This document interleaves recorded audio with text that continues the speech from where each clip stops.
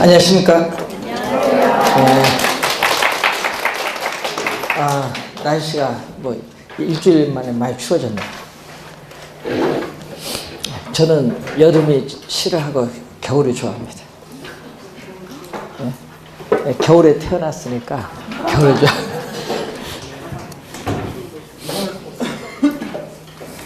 옛날에 저는요, 영하 40도인데도 가서 버티는데, 이 정도 추운 아무것도 아니죠.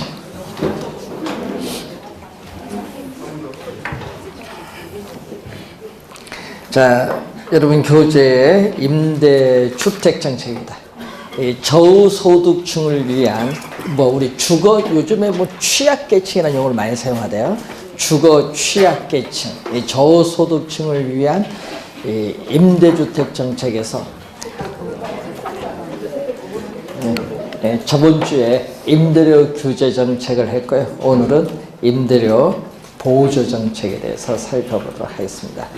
자, 임대료 보조 정책을 보면은 우리나라에서는 일종의 주거급여라고 하는데, 그래서 우리나라에서 이제 현재 실시하고 있는 제도가 있어요. 예. 그래서 임대료 보조하면은 말 그대로 정부가 저소득 임차인에게 임대료 일부를 무상으로 보조해주는 제도입니다. 그래서 저소득층의 주택 문제를 해결해주기 위한 이 정부의 보조는 간접적인 시장 개입 방법인데, 자, 그럼 임대료 보조 중에서 현재 우리나라에서 실시하고 있는 제도가 바로 우리는 주택 바우처 제도라고 합니다. 주택 바우처 제도. 들어보셨는가 모르겠네. 일종의 우리 주거급여라고 해. 일종의 주거급여. 그래서 요즘 전철 이런 데 타보면요, 주택 바우처, 주거급여 자격되시는 분 신청하세요, 이런 문구가 많이 보입니다. 자, 그래서 이 주택 바우처인데, 이 바우처라는 것은 교환권이라 생각하면 돼요. 교환권. 바우처. 일종의 쿠폰을 주는 거예요. 여러분이 교환권, 우리 상품권 보면은 그 상품권 안에 액수가 적혀 있죠. 그런 교환권을 주는 거예요. 바우처. 일종의 쿠폰입니다. 그래서 일종의 쿠폰인 교환권인 바우처를 지급을 합니다. 자, 그런데 이 바우처 제도는요, 우리가 정부가 저소득 임차인에게 임대료의 일부를 보조해주기 위해서 이 바우처를 지급을 합니다. 자, 주의하는 것은요, 정부가 현금으로 보조를 해주지 않고 바우처를 지급하는 것은 어떻게 돼요? 임대료를 다른 용도로 전용하는 것을 방지하기 위해서 바우처로 지급을 해요.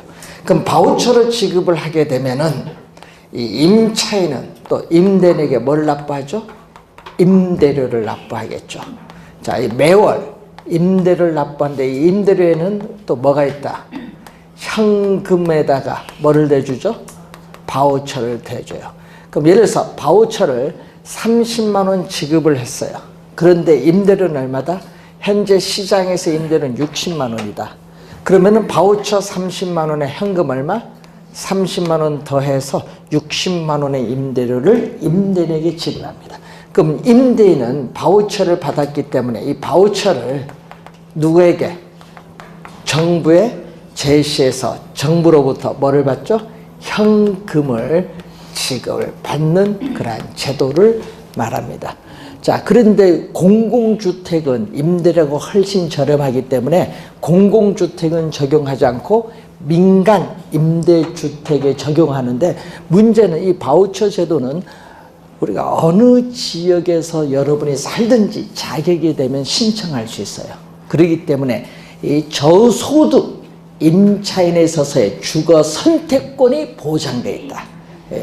어느 쪽에서 살든 관계없다. 저소득 임차인의 주거 선택권이 보장되어 있다는 중요한 장점이 있어요. 자, 그런데 요거에 비해서 공공주택은 달라요. 공공주택. 자, 여러분이 공공주택을 유럽에서는 뭐라고 하는지 아세요? 유럽에서는 소셜, 사회주택이라고 해요. 유럽에서는 사회주택이고, 뭐 호주 같은 국가에서는 정부주택이라고 하는데, 공공주택에 하면요, 공공이라는 의미가 들어가서 상당히 여기 의미가 안 좋다. 그래서 유럽에서는 말을 바꿔서 소셜, 사회주택이다. 그럼 여기 보면 여기 공공주택 이 의미가 잘 없거든요. 그 말 속에. 그래서 우리나라는 공공주택 하면 여러분 선입견을 많이 가져요. 민간주택이 딱 대비돼서. 그래서 이 말이 좀 그런데 여러분 공공주택에는 여러분 많아요. 여러분 많이 듣던 임대주택, 공공주택 중에 영구임대주택, 국민임대주택, 장기 쉬프트, 장기 전세주택, 또 요즘 뭐죠? 우리 분양전환 공공주택. 예? 요즘 그 있죠. 10년 지나서 분양하는 공공임대주택 있잖아요. 뭐 그런 형태. 이 주택, 뭐 행복주택도 공공주택이에요.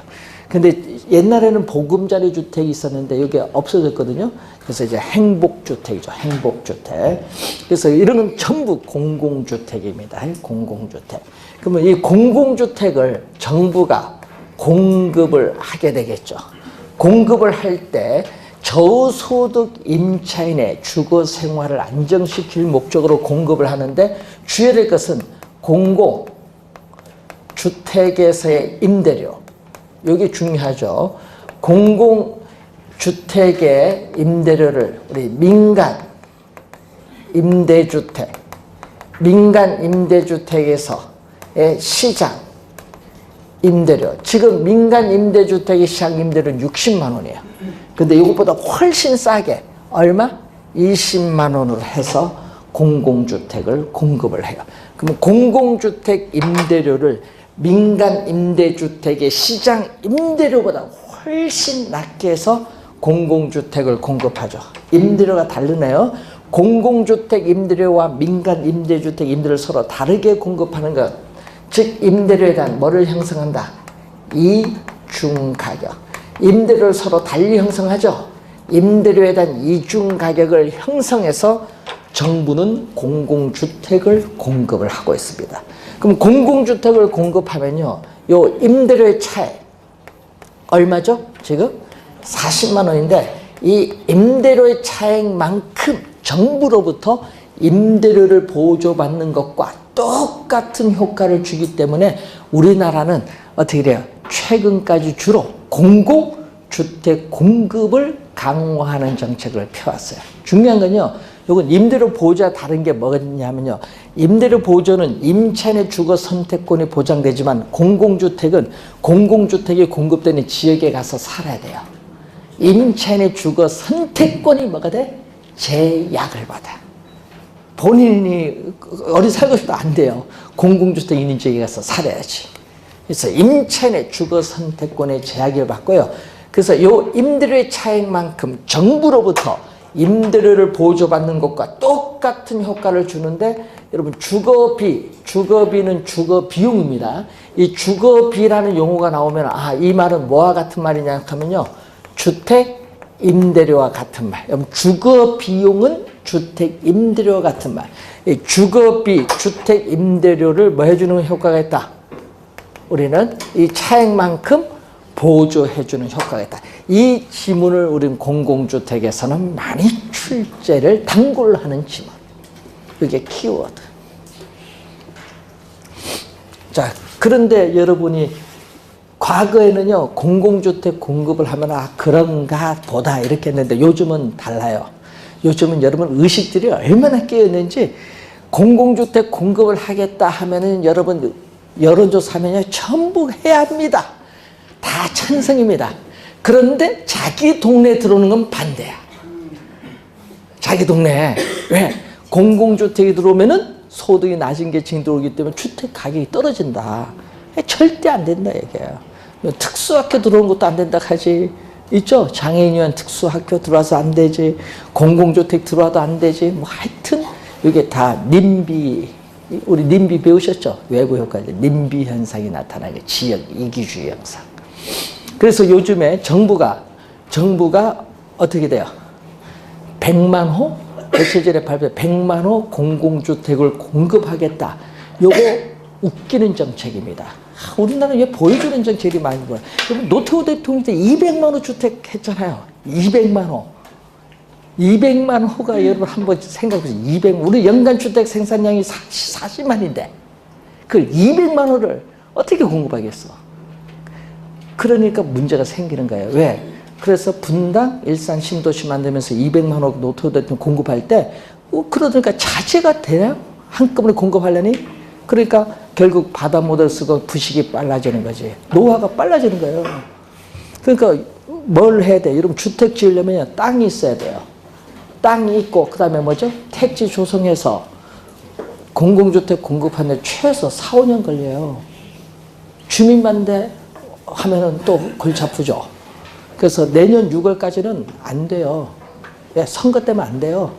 선거, 예, 공공주택 들어온다 하면요. 그 지방자치단체 선거 떨어져요. 예, 그 선거 끝나서 공청회 열고 뭐 이렇게 하다 보면 공고하고 하다 보면요. 어떻게 돼? 예? 문재인 정부 시대 공공주택 공급 못 해. 그리고 또 다음 정부가 뭐야? 백지화 돼버려. 옛날 보금자리 주택도 백지화 됐잖아요. 뭐 시흥, 광명, 이런데 다 백지화 시켰잖아요. 예? 지정했다가. 안 돼요. 왜? 반대하니까, 주민들이. 예? 서울은 땅이 없어서 안 되고, 그럼 수도권인데, 수도권에 땅이 어디 있어? 그럼 뭐 해야 돼? 예? 풀어야지. 뭐를 풀어야 돼? 개발 제한구역 풀어야지. 그래서 이 개발 제한구역에 있는 지역의 땅 가격이 폭등하는 거예요. 대표적으로 부천, 원정도 이런 데 폭등하는 거예요. 이유가. 1순위잖아요, 푸는 거. 예? 그래서 꼭 공급하려니까 그런 데 풀어야지, 땅 있는 쪽에. 예?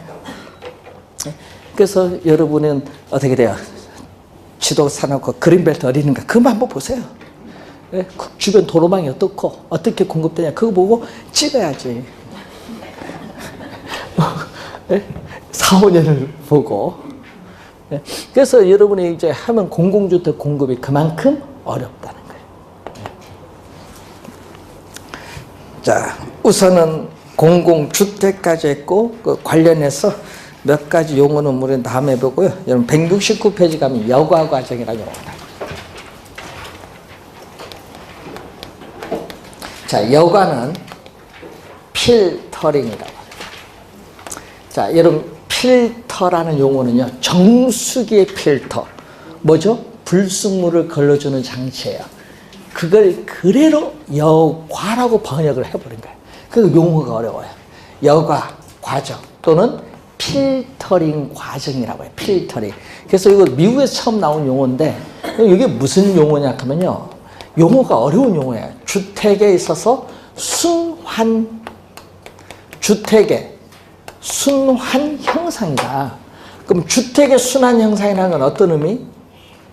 주택이 순환한다. 여러분 말에 돼요? 토지 위에 주택은 고정되어 있어서 이동할 수 없는데 순환된다 하니까 말이 안 되지. 그러면 뭐죠? 순환이라는 의미는 주택에 살고 있는 사람이 이사를 왔다 갔다 하는 것을 뭐라고 한다? 순환이야. 그럼 이사를 가려면 뭐가 필요할까요? 빈집이 있어야 이사를 가지. 그래서 빈집을 우린 전문 용어로 뭐라고 하냐면 공가라고 해요. 공가. 그래서 공가가 연쇄적으로 나타나야 돼. 빈집이 연쇄적으로 나타나야 순환이 원활해지는 거예요. 그래서 여과 과정이 나타나려면 공가가 연쇄적으로 나타난다는 것을 뭐 해야 돼? 전제로 해야 돼. 이 빈집이 있어야 이사를 가야 되니까 전제 조건은. 예? 자, 여러분. 그래서 여가 과정에서는 시험에 많이 나오는 용어가 이 개념을 많이 물어요. 뭐를 주면 상향 여과. 상향 여과와 뭐를? 하향 여과. 이 개념을 상당히 많이 묻는 거예요. 지문의 정답으로서. 자, 이때 상향 여과는 자, 여러분이 여가 과정을 배울 때 소득 계층은 두 가지로 가정을 해요. 일정 수준 이상의 고소득층, 또 일정 수준 이하의 저소득층 둘로 가정을 해요. 그러면은 저소득층이 거주하는 주택을 저급 또는 저가주택이라고 해요. 시험 우리 주민 나올 때 저소득층이 거주하는 일정 수준 이하의 주택을 저급주택이에요. 이 저급주택을 비용을 투입을 해서, 그럼 비용을 투입해서 수선을 하거나 또는 뭐를 한다? 재개발. 예? 수선 또는 재개발을 통해서 어떻게 돼요? 이제 좋아지죠. 저급주택이. 그래서 고소득층, 상위소득계층의 사용으로 바뀌는 형상을 뭐라고 하죠? 상향여가예요. 상향여가 개념. 그런데 반대로 또 고소득층이 거주하는 일정 수준 이상의 주택을 고급 또는 고가주택이에요. 그럼 고가주택이 시간이 경과함에 따라 점점 물리적, 기능적 측면에서 쇠락을 해서 더 이상 고급주택으로서의 기능을 제공을 해주지 못해요. 그러면은 고소득층은 어떻게 돼요? 다시 주거 환경이 좋은 다른 고급주택으로 이사를 가버려요. 그럼 이 주택은 누가 해야 돼? 나빠졌으니까 이제 고소득층 사용 안 하고 고소득층보다 낮은 저소득층의 사용으로 넘어가게 돼요. 예? 고소득층은 낮은 저소득층 사용으로 넘어가게 되는 것을 뭐라고 한다? 하향여가죠. 그래서 여가 과정은 일반적으로 우리는 하향여가 과정이 일반적 형상이다. 자, 여가 과정 중에서도 일반적 형상은 우리는 하향여가 형상이라고 합니다. 그래서 주택의 질적인 변화, 여러분 주택에 있어서의 질적인 측면의 변화와 시간이 경과함에 따라 주택의 질적인 측면에서의 변화와 고소득층 가구, 저소득층 가구의 이동, 순환하니까 이동 관계를 설명하는 이론이 바로 무슨 이론? 여가 과정이라는 거예요. 여가 과정. 자, 여가 과정의 개념 간단히 한번 봤는데, 그럼 거기 또 보면 주거 분리라는 용어가 나옵니다. 자, 여러분이 나중에 우리 또 배우실 용어 중에 직주 분리라는 용어가 있어요. 직주 분리와 주거 분리는 다른 용어입니다. 직주 분리와 주거 분리는 다른 용어. 주거 분리는 도시 내에서 저소득층 주거지역과 고소득층 주거지역이 서로 뭐가 된다?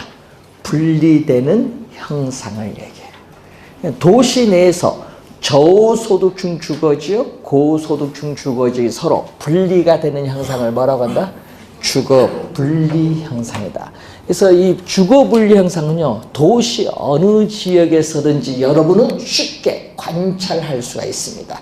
즉, 도시 전체적인 측면에서 뿐만 아니라 지리적으로 가까운 근린 지역에서도 나타나는 형상이기 때문에 도시 어느 지역에서나 관찰할 수 있는데, 자, 예를 들어서 여러분이 100년 전에 도시가 가장 흥했던 지역이 어디였지? 100년 전으로 돌아갑니다. 100년 전. 예? 역사죠, 역사. 100년 전에 도시가 딱 어떻게 돼요? 제일 사람들이 붐비고 가격도 비싼 지역이 어디야? 역사예요, 역사예요. 역사 인근이 6, 70년 지났더니 그 다음 뭐가 돼? 그 주변 주택들이 노후화가 돼서 누가 모여 이제 고소득층 안 살지, 주거 환경이 좋은 고소득층 외곽으로 가고 그 지역은 누가? 저소득층이 사는 거지. 이렇게 바뀌는 거예요. 여가 과정을 통해서 바뀌어서 저급주택적, 고급주택적이 분리가 되는 형상이 나타나요. 예? 그래서 도시의 역사적인 발달 과정과 밀접한 관련을 가지고 있는 것이 무슨 형상? 주거 분리 형상. 그럼 직주 분리는 뭐예요? 그럼 우리 많이 들은 또 직주 분리. 주거 분리보다는 직주 분리를 많이 들었어요. 직주 분리는요, 도시의 발달 단계에서 처음에는 도시가 인구가 집중이 되다가 일정한 시간이 지나면 도시 인구가 집가가 비싸니까 외곽으로 빠져나가요. 거기서 나타나는 거예요. 그래서 이것은 교외화 단계라고 하거든요. 여러분, 도시의 발달 단계에 교외란 말을 만들죠, 우리? 교외란 말을 만들어요. 거기서 앞에 화자만 더 붙여주면 돼.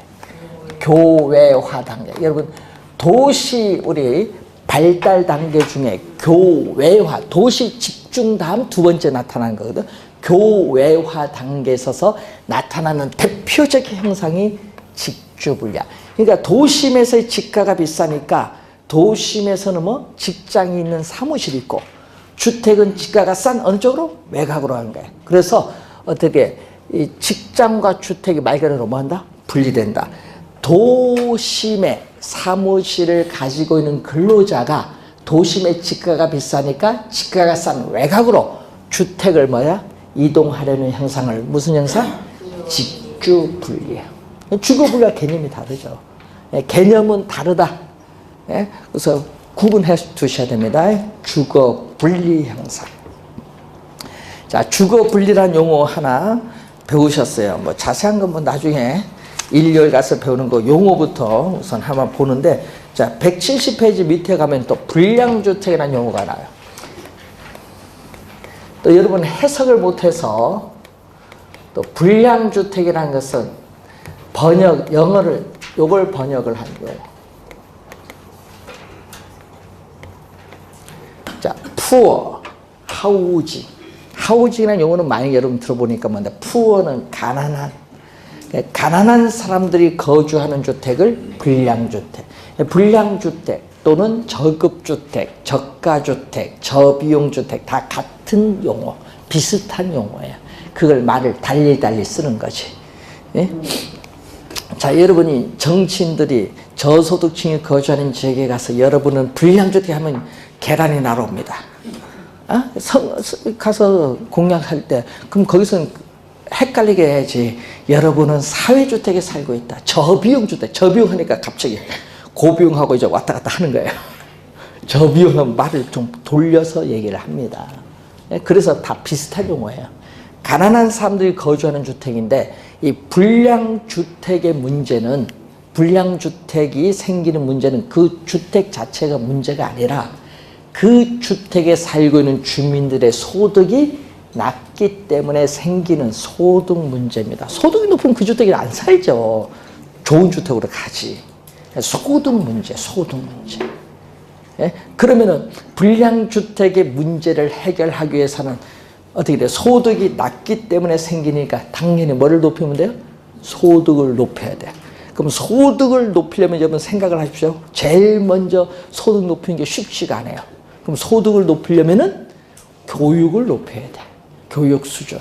교육 수준을 높여서 좋은 소득을 받을 수 있는 직업에 취업을 해야 돼. 그래야 좋은 주택으로 가는 거예요. 그러려면은 한 세대 이상이 걸려요. 한 세대. 그래서 불량주택 문제는 그래서 해결하기가 많이 어려워요. 우리나라뿐만 아니라 선진국도 해결하기 어려워요. 선진국에서 나타나는 이론이잖아요. 선진국도 해결하기가 어려운 거예요. 그런 걸 우리나라가 이 불량주택을 해결한다? 우리 앞에 절대 붙죠. 절대 해결 못해요. 선진국도 해결 못하는 걸 우리가 어떻게 해결해요? 예? 그러니까 여러 가지 제약이 많다는 얘기예요. 해결하면, 소득을 높이려면은. 예? 그래서 소득을 높이려면 앞으로 제약이 많을 거예요. 여러분이 보시면요. 여러분이 옛날 70년, 80년대는요. 예? 예? 그때는요. 대학교에서요. 공부 하나도 안 해도요. 대학 들어서 공부 하나도 안 해도 다 직업에 취업했어. 근데 입도선매란 가시죠? 입도선매. 예? 예? 저는 경영학과 경영경제학과 뭔데, 그때는 2학년 때부터요. 그때 당시에 돈 50만 원 줄게. 우리 회사만 하다가. 그래서 학생들 반은 어떻게 다 취업했어. 2학년 때. 계약서 쓰고 월 생활비 얼마 받고. 근데 그때 근무 이제 몇 년 해 조건이지. 그 전에 그만 다 받은 거 다 토해내야 되는지. 그런 게 좀 있었는데, 근데 그때는요 컴퓨터가 없는 시대예요. 그러니까 다 이 사람이 해야 되잖아요. 그러니까 직업이 많이 인력이 필요하지. 지금은 컴퓨터가 있으니까 문서 처리 속도도 빠르고 다 빠르잖아요. 예? 자동화도 많이 됐고 컴퓨터를 통해서. 그러니까 인력이 많이 필요 없어요. 그리고 인공지능 시대가 보세요. 더 필요 없지, 사람이. 그럼 뭐를 해야 돼? 필요한 직업까지. 그 필요 없는 직업들이 너무 많이 생기는 거예요. 예? 그래서 앞으로 직업은요 많이 분화돼서 젊은 층은 취업이 더 어려워요. 예? 일자리 창출하면 뭐 합니까? 노가다밖에 더 돼? 없어. 그 아이디어, 고지능으로 하는데, 고지능 직업이 과연 여러분 우리나라 대학생들이 들어갈 수 있냐 이거지. 왜? 못 들어가죠? 우선 제일 먼저 뭐가 안 돼요? 창의력이 없고요. 어학이 안 돼요. 그러고 못 가는 거지. 글로벌하게 가야 되는데 안 돼요. 그래서 우리나라 교육 잘못됐어요, 지금. 엄청나게. 그래서 요즘 소득을 높이기 위해서는 하여튼 교육을 좀 높여야 된다. 그래서 여러분도 어떻게 돼요? 자식들 공부 막 하라 하지 마세요. 서울대 가면 뭐 합니까? 왜 서울대 가도 다 취직 못하고 있는데 50% 취직 못하잖아요. 서울대 학생들. 서울대 학생들요. 3년 전에 수석 입학한 사람이 있어요. 경영학과. 지금 뭐 한 줄 아세요? 공문 공부해요. 미쳤어요. 왜? 다 포기야. 직업. 서울대 학생 아니 3년 전에 상상고등학교 나와서 수석한 사람이 공무원 공부한다는 게 말이 돼요? 서울대 나왔는데? 그러니까 교육이 뭐가 잘못되든 잘못된 거예요, 이게. 예? 잘못됐죠? 그럼 왜 대학에 들어와? 대학 들어오기 전에 공무원 시험 치지? 예? 국어, 영어, 수학, 과학, 사회인데? 수석하면 그때 공무원 치지? 그럼 우리가 지금 뭐가 잘못됐죠? 그래서 여러분 요즘에 공부하라 하지 마세요. 창의력을 키우는 거라서 창의력. 네? 있죠. 가끔 엉뚱한 사람 있잖아요. 물을 전기로 만든다. 뭐 이런 거.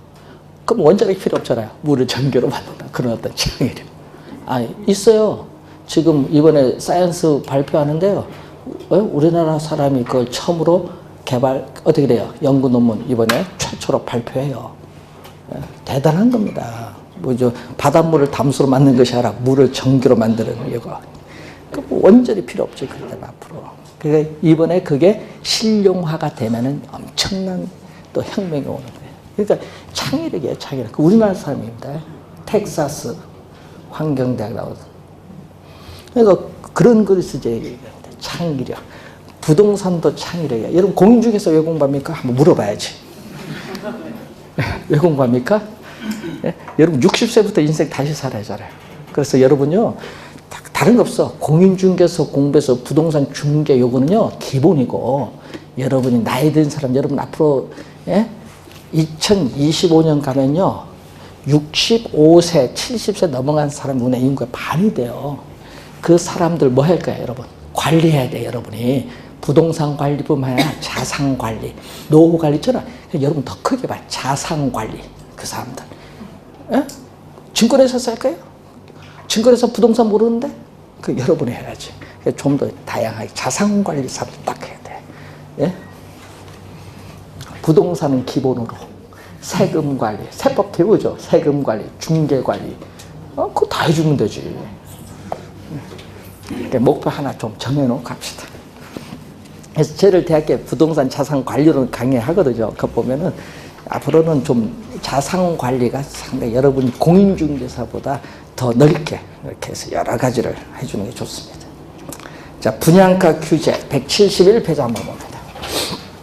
자, 분양가 규제를 보면은 또 여러분이 임대료 규제와 마찬가지로 최고 가격제, 가격 통제 중 최고 가격제 일종인데, 자, 요즘에 정부가 뭐 내년부터 뭐 분양가 상한제를 서울특별시 25개구를 다 시행한다 뭐 뉴스도 많이 나오고 하는데, 자, 시장에서 수요와 공급이 만나는 점에서 무슨 가격? 우리는 균형 가격이라고 하죠.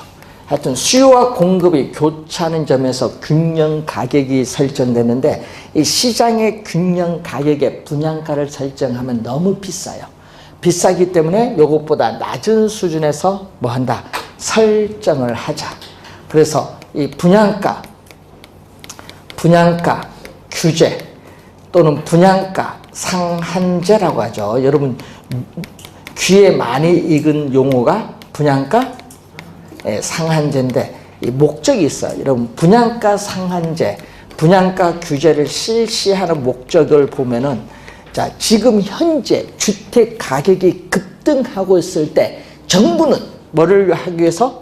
주택 가격을 안정시킬 목적, 주택 가격을 안정시킬 목적으로 분양가 상한제를 실시하기도 하고, 또 하나는 뭐죠?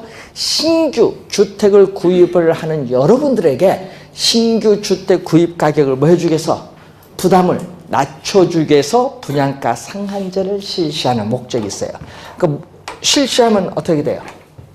이렇게 규제 가격이죠. 그러면 지금 평당 예를 들어서 평당 2천만 원이다. 그럼 평당 1,500만 원 규제예요. 그럼 1,500만 원 넘어서는 받을 수 없어요. 그럼 이 빨간 선이 법이 허용하는 범위 내에서 받을 수 있는 최고의 분양 가격이다. 최고의. 그러니까 분양 가격의 뭐다? 상한선. 그래서 상한 가격이죠. 그래서 이게 상한제라는 의미가 그래요. 요걸 넘어가지 못한다. 요 빨간 선이 분양 가격의 뭐다? 상한선, 상한 가격 또는 최고 가격이다. 자, 그러면은 우선 이 가격 차이만큼 아파트를 분양받은 사람은 시세 차익이라고 하죠, 여러분. 시세 차익 또는 전매 차익을 누릴 수 있기 때문에 아파트를 분양받고자 하는 사람들의 수요량은 요 균형 상태에서보다 수요량은 규제를 했더니 증가를 하고, 또 건설업체는 이 가격 차이만큼 또 뭐한다? 손해를 보기 때문에 수익성이 악화되면서 공급을 줄이죠. 단기는 공급의 변화가 없어요. 단기는 공급의 변화가 없습니다. 시차가 있기 때문에. 그래서 장기적으로 신규 주택에 있어서의 공급량은 뭐한다? 줄어들어요. 신규 주택 공급량은 줄어들어요. 그러면 장기적으로 공급은 이 정도밖에 안 되는데 사회적으로 필요한 양은 이만큼이다 보니까 또 이 크기만큼의 뭐가 발생하죠? 이 크기만큼의 초과 수요가 발생하죠. 여러분, 수요량이 공급량보다 더 많잖아요. 그래서 장기적으로는 이 크기만큼의 또 뭐가 발생한다? 초과 수요가 발생해. 여러분, 초과 수요가 발생을 합니다. 초과 수요는 주택이 부족한 현상이에요. 주택이 부족을 하다 보니까 이 초과 수요자들의 경쟁에 의해서 어떻게 돼? 이미 공급되는 기존 주택 가격이 오히려 뭐한다? 상승할 수도 있어요. 장기적으로. 그리고 이러한 초과 수요자들의 경쟁으로 인해서 또 뭐가 형성되죠? 블랙 마케트, 암 시장이 형성된다. 블랙 마케트, 암 시장이 형성돼.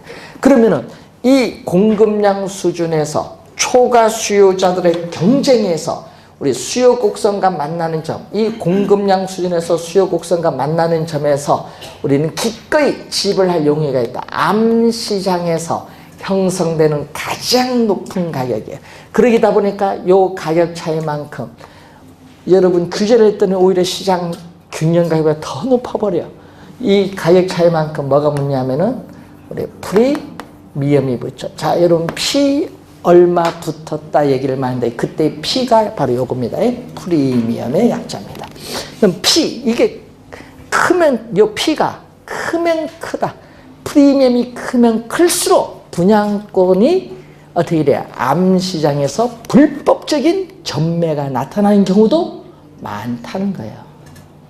그래서 오히려 규제를 하면요, 나중에 장기로 가면 더 높아서 부작용이 발생을 해요. 그래서 적절할 때 우리는 규제를 또 풀어줘야 돼요. 너무 규제해도 문제입니다. 자, 여러분이 정책이 진짜 어려워요. 지금 부동산 정책 배우고 있지만요, 이 부동산 정책은요, 쉬운 정책이 아니에요. 진짜 어려워요. 살아있는 부동산이 생물처럼 보여. 시장이요, 정부가 의도한 바와는 전혀 다른 방향으로 움직입니다. 자, 여러분, 우리 뉴스나 신문 보면 이 핀셋 규제라는 얘기 들어보셨어요? 핀셋 규제. 그 핀셋 규제 딱 맞춰서 규제를 하겠다는 얘기인데, 그래서 강남 집값이 많이 오르기 때문에 강남 집값을 안정시켜서 핀셋 규제하겠다. 핀셋 규제를 하면 왜 안 돼요? 그래서 왜 그러냐? 상당히 시뮬레이션을 많이 돌려봐야 되는데, 시뮬레이션 돌리지도 않고 어떻게 돼요? 단지 즉흥적으로 오는 거야. 즉흥적으로. 예? 그 시뮬레이션 난 돌린 거 못 봤어. 예? 하락하니까 뭐 바로 나와. 전문가들이 반대한다고 무조건 밀어붙여. 그러니까 이상한 쪽으로 가지. 그래서 여러분, 최근에 강남 집값이 많이 올랐어요. 뭐 3억에서 5억까지 올랐는데 8월 2일, 예? 원래 8월 달에 비해서 4, 5억이 다 올랐어요. 그럼 요거 내년에 멈추냐? 내년 더 올라? 그러면 전화 와. 무조건 분양받더니 사든지 사서 5년 보여라. 무조건 다 오르겠다. 그 OECD에서도 더 오른다. 예? 그 이유가 있다. 예? 이 정부 내내 다 오른다. 걱정하지 말았어. 왜? 여러분 보세요. 공급은 안 해주지. 강남에 공급은 안 해주지. 재건축 규제에서 공급은 안 해주지. 예? 조합은 양도 어떻게 돼요? 전매 양도주의 제한시켜버렸죠? 층 규제하죠? 예? 공급 안 되죠? 안 돼요. 조합은 수익이 떨어지니까. 또 재건축 초과이익 환수에 관한 법률 있죠? 재건축 부담금 원래 끝나요. 내년 부담금 부담가 하니까. 그럼 2, 3억 정도 내야 되죠? 또 그거 있죠? 그러니까 재건축 안 하겠다. 기다리겠다. 예? 층고 높일 때까지. 그러니까 공급은 안 되죠. 수요는 들어오죠. 가격은 폭등하지. 예? 왜 강남으로 모여요? 예? 모이는 이유가 있으니까 모이겠지. 뭐 각종 편의시설 그건 옛날 얘기고 모이는 이유는 다른 게 없어. 우린 교육입니다. 교육. 왜 그러냐? 예? 자사고 특목고 폐지하니까 8학군으로 모이는 거야 지금. 예? 자사고 특목고 폐지하겠다니까 자사고 특목고 안 보내고 마음고생하느니 강남 8학군을 보내겠다. 그래서 지금 수요가 폭발적입니다. 정부가 포인트를 잘못 잡았지. 예? 원인이 따로 있는데 그 뭐 양도소득세 중과 필요 없어요. 교육 때문에 지금 오르고 있어요. 엄청납니다. 한번 저희들 늘 한번 가보는데 완전히 불 붙었어. 2005년도보다 더 오를 것 같아. 예? 그래서 한번 여러분들 그럼 광명은요 좋은 학교 있어요? 중요한 게 그거야. 교육. 거기 강남 8학군이 또 문제입니다. 저희들 옛날 얘기했어요. 우스갯소리로 10년 전에 강남 8학군인 학교를 수도권에 다 하나씩 보내면은 해결되지 않겠느냐. 진짜 이 교육이 문제입니다. 분양가 상한제 여러분이 한번 확인해 주시고 작년에 출제를 또 했었습니다. 자, 그리고 선분양제도와 후분양제도인데, 자, 우리나라는 선분양제도도 하고 있고 후분양제도도 하고 있는데 후분양제도를 많이 안 해요. 이유가 좀 있는데 거의 대부분이 다 무슨 거죠? 선분양. 그럼 여러분 아파트 분양 받으신 분은 다 아실 거예요. 선분양은 아파트를 착공하기 전에 미리 뭐 한다? 분양하는 제도. 착공전에 미리 분양을 해요. 분양하면 좋은 점이 있죠. 예? 미리 분양하면은. 70년대는 후분양이에요. 80년 들어오면서 선분양으로 바뀐 거지. 그러면 선분양한 좋은 점이 뭐예요? 예? 건설업체는 미리 분양을 하면은 계약서를 써요. 여러분이 계약금도 내지만은 계약서 쓰면은 그 금액을 금융기관에 그 계약서를 담보로 대출을 전액받아요. 그거 갖고 주택건설 자금으로 이용해요. 그러면 여러분 중도금을 내야 되는데 중도금 낼 때 이자가 있죠. 그 이자는 건설업체가 한꺼번에 대출 받은 것을 여러분이 이자 내는 거예요. 중도금 이자 면제했다고 좋아할 일이 아닙니다. 여러분 내는 거예요. 응? 응? 네? 그래서 건설업체는 주택건설 자금 조달이 용이하다는 장점이 있지만은 그래서 지으면 똑바로 지어야 되는데 그렇지 않고 주택의 품질이 저하되면서 부실공사를 어떻게 돼요? 초래할 가능성이 많아요. 문제점은 선분양은. 근데 후분양은 뭐예요? 요 반대로. 후분양은 아파트를 완공한 이후에 뭐 한다? 분양하는 제도. 후분양 제도. 근데 우리나라는 뭐 공정률 몇 프로? 뭐 80% 넘어가면은 후분양 이제 분양을 하라는데 그러면 마감재가 뭔지 모르잖아요. 그러니까 이게 부실공사가 했는지 아닌지 전문가가 봐야 되는데 여러분 잘 몰라요. 그러다 보니까 이것도 유명무실한 거지. 예? 그럼 후분양하면요 건설기간 2, 3년 동안의 건축비 상승분 이런 것을 전부 어디에 반영한다? 이런 분양가에 반영하기 때문에 선분양에 비해서 분양 가격이 오른다는 또 문제점이 있어요. 그런 점. 그렇지만 주택의 품질이 완공된 이후에 분양하면은 주택 품질이 향상될 수 있는 장점도 있고 부동산 투기도 억제할 수 있는 장점도 있는데 문제는 후 분양을 하게 되면은 아까 했지만은 이 자금 능력이 없는 소형 건설업체는 택지 확보해서 공급하기가 어려워요. 대형 건설업체 위주로 갈 수밖에 없는 자리예요. 그래서 나름대로 장단점이 있는데 또 2년 전에 한번 장단점에서 한번 지문해서 또 출제를 했어요. 그래서 선분양, 후분양, 그런 거구나 한번 확인만 해보시면 되겠습니다. 자, 여러분 교재 174페이지에 부동산 조세 정책인데, 자, 부동산 조세를 부과하는 목적, 근본적인 목적은 정부의 재정 수입을 증대시킬 목적으로 부과합니다. 자, 그럼 거기에 부동산 조세의 기능이 나오는데, 우선은 공공부문과 민간부문 사이에 부동산 조세를 부과하면서 자원을 효율적으로 배분하는 기능을 가졌습니다. 자원 배분의 기능. 그리고 누진세를 부과함으로써 뭔다? 우리는 소득을 재분배하는 기능을 가지죠. 종합부동산세는 누진세입니다.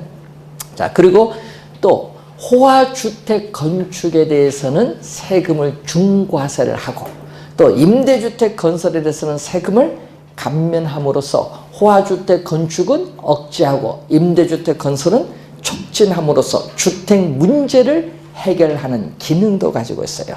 또 토지 거래 시에 지가 상승분에 대해서 양도소득세를 중과세함으로써 투기를 억제하고 또 지가를 안정시키는 기능. 이 부동산 조세가 가지고 있는 기능인데, 이 기능이 가끔 시험상의 지문에 가끔 출제되어지게 돼요. 지문에 좀 잘 나오거든요. 그래서 우선 부동산 조세의 기능을 이제 봤는데, 자, 부동산은 우리가 취득을 하고 보유하고 뭐 하죠? 처분을 하는데, 취득에 우리가 부과하는 세금, 취득세가 있고, 보유에 부과되는 세금, 보유세가 있는데, 이 보유세 우리나라의 대표적인 게 재산세, 종합부동산세. 가끔 우리 다음 부동산 조세 중 보유과세로 바르게 연결한 거 이렇게 출제할 수도 있죠. 처분 시에 또 대표적인 거 요즘 양도소득세, 요즘 뉴스 많이 나오죠. 예? 자, 그러면은 여기서 이제 우리 개론 시험에 한번 출제했던 문제를 한번 보겠습니다. 부동산의 취득, 보유, 처분에 모두 부과되는 세금 딱 물었어요. 개론 시험에. 부동산의 취득, 보유, 처분에 모두 부과되는 세금. 이제 그렇게 딱 한번 출제를 했더니, 야, 요거 세법에서도 안 명확하기도 하고, 그러니까 취득, 보유, 처분에 모두 부과하는 세금. 응? 개론 시험에 요거 출제했어요. 뭐죠? 지방세? 지방교육세?